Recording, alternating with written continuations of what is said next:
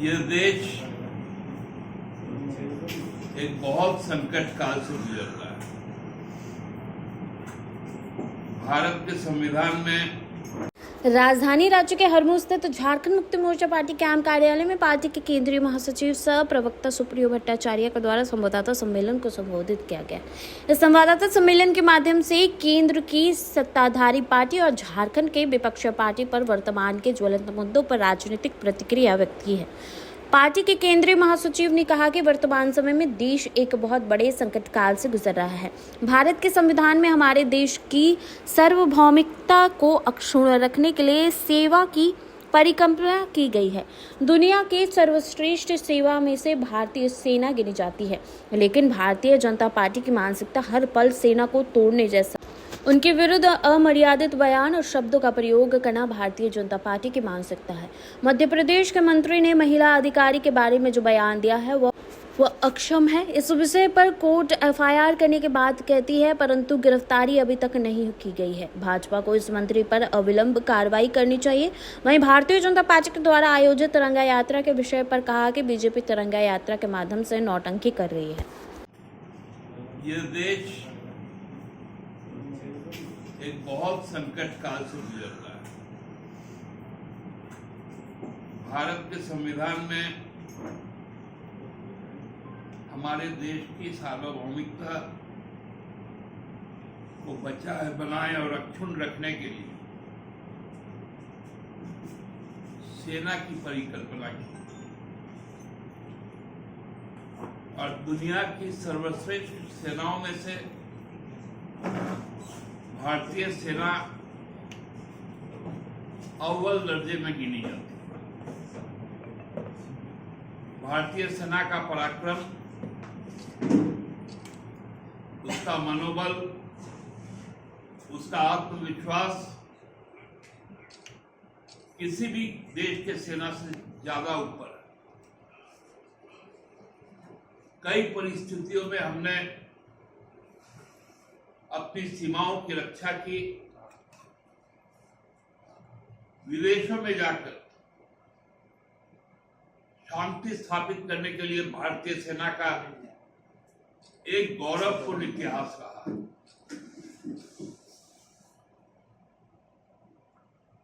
चाहे देश में जब जितने भी डिजास्टर्स होते हैं,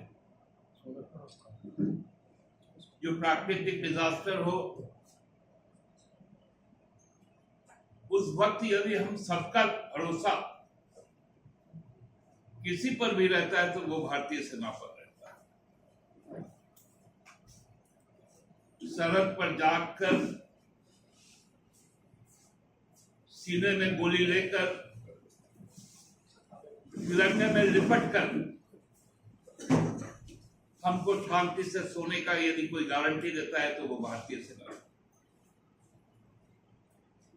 लेकिन भारतीय जनता पार्टी की मानसिकता हर वक्त भारतीय सेना के मनोबल को तोड़ना, उनके विरुद्ध अमर्यादित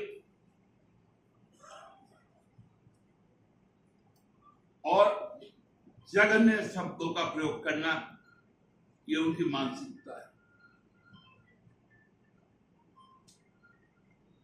ऐसे मानसिकता वालों को भारतीय जनता पार्टी का केंद्रीय नेतृत्व से लेकर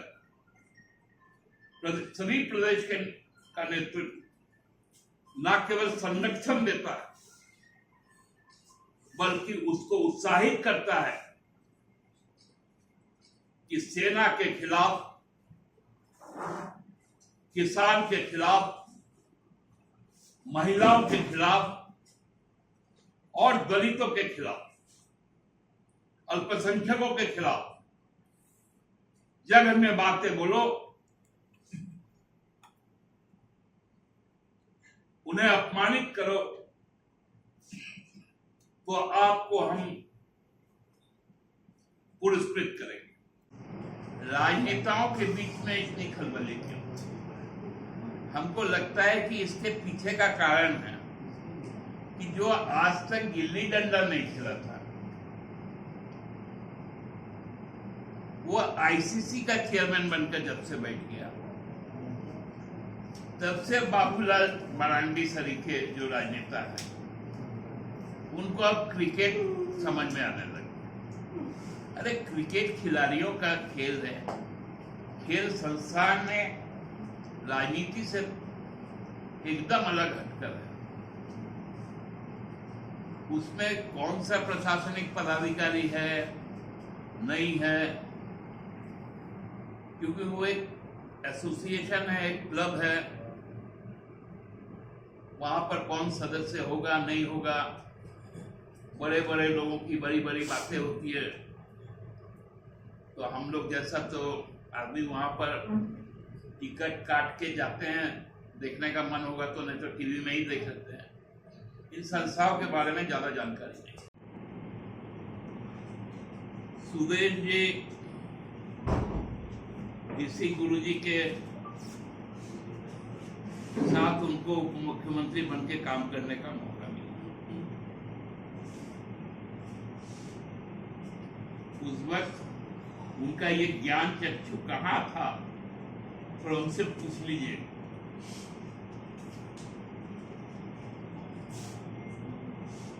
ये भारत सरकार जिस दिन इस देश में शराबबंदी, गुरुजी का जो शराबबंदी था, वो था कि जो महाजनी लोग गरीबों को शराब के नशे में धुत करवाकर उनकी जमीनें लिखवा लेते थे,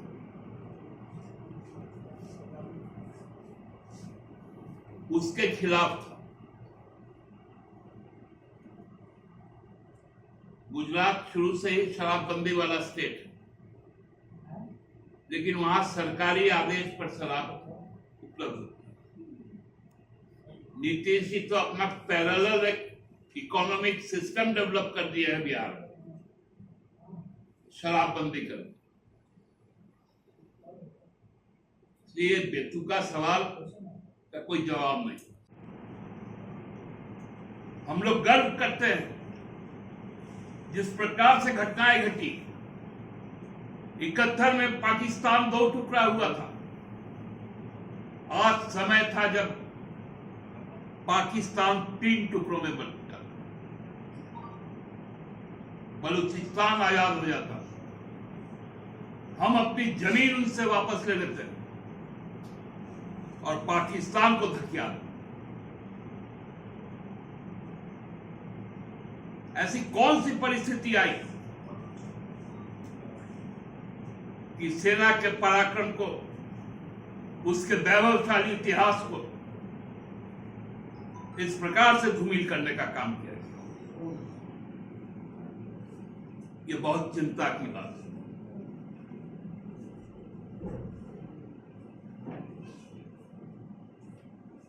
मैं तो माननीय राष्ट्रपति जो सुप्रीम कमांडर है सेना का,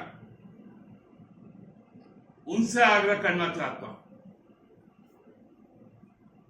कि आपके दस्ते के ऊपर जो हमला हुआ है, भारत के लोकतंत्र पर जो हमला हुआ है, उससे आप उस पर कार्रवाई करें। भारतीय जनता पार्टी का चरित्र,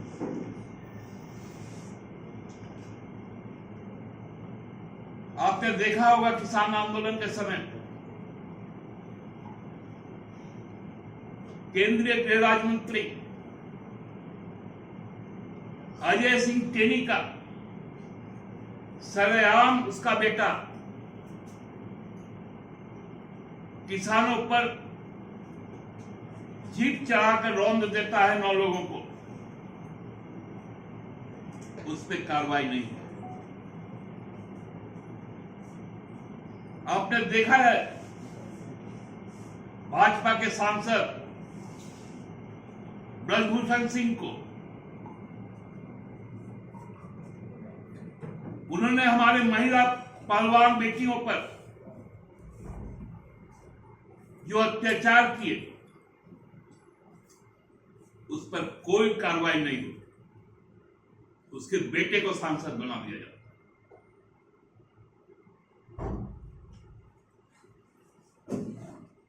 ये मोहन यादव जी हैं, मध्य प्रदेश के मुख्यमंत्री। क्या इनका रीढ़ का हड्डी नहीं है कि विजय शाह को बर्खास्त नहीं कर सकते? ये कौन शाह है? ये कौन शाह है जिससे कानून डरता है? ये कौन शाह है जिस पर कार्रवाई नहीं कर सकती भारतीय जनता पार्टी?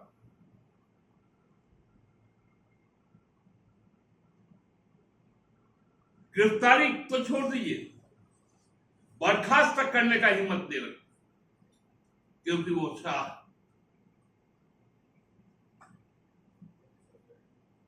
क्या ऐसे ही देश चलेगा? प्रधानमंत्री जी सैल्यूट करते, भाजपा नौटंकी करती है तिरंगा यात्रा का, और विजय शाह का पैर चरण वंदना करती है। धिक्कार है भारतीय जनता पार्टी। सेना के संबंध में मध्य प्रदेश के एक मंत्री है विजय शाह। सेना अधिकारी के बारे में जो उनका बयान आया, महिला सेना अधिकारी के बारे में, वो अक्षम्य है। इस बात को केवल हम नहीं कहते, भारत का सर्वोच्च न्यायालय इस बात की ताकीद करता है। मध्य प्रदेश का उच्च न्यायालय इस बात की ताकीद करता है कि विजय शाह पर आपराधिक मुकदमा दर्ज है।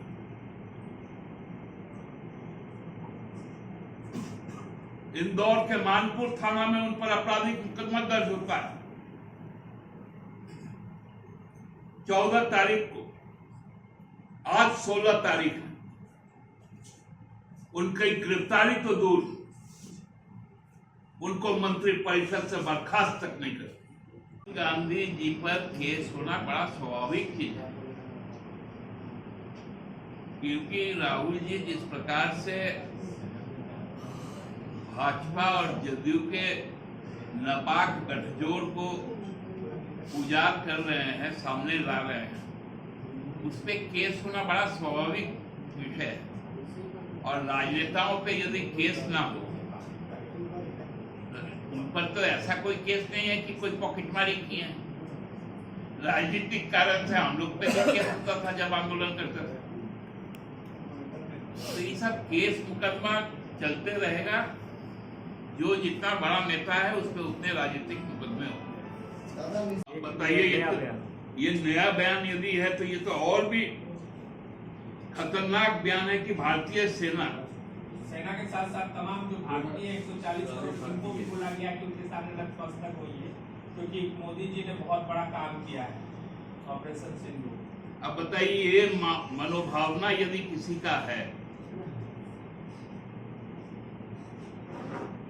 कि एक लोकतांत्रिक व्यवस्था के तहत एक व्यक्ति यदि प्रधानमंत्री है, वो भी उसको पूर्ण बहुमत प्राप्त नहीं है संसद के अंदर,